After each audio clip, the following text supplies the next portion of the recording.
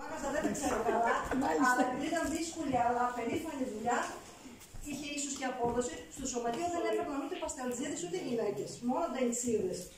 Και το τραγούδι των ντεξίδων είναι το ντεξιδάκι στο Δοξάτου. Το έχει καταγράψει ο Μαργαρίτης ο Χρήστος, παλιός δήμαρχος Δοξάτου, η οικογένειά του ζει στην Καβάλα. Γραμμένο το έχουμε. Γραμμένο το έχουμε. Ναι, μπορεί να το έχει ο Γιάννης Χρήστος. Μπορεί να το έχει. Μαρία, με την ευκαιρία που παρόλο που λες ότι οι πασταλτζίδες ήταν άντρες και οι γυναίκες, εγώ θα σε. Γιατί όλοι παστάλιζαμε για να τελειώσει το καπνό, θα σε παροτρύνω να κάτσεις κάτω και αν θέλει και ο Παναγιώτης κάτσε κάτω.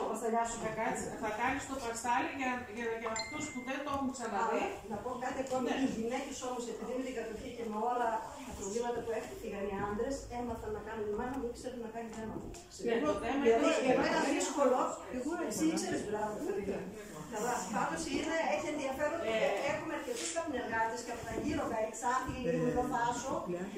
Εδώ η παραγωγή κατάλαβαν ότι πρέπει να γίνει και η επεξεργασία και η συγκέντρωση του καπνού για να φύγουν στην Καβάλα γρήγορα. Εγώ δεν ήξερα. Οπότε έχουν πολλούς καπνομεσίτες όπως οι καπνεμπόρους.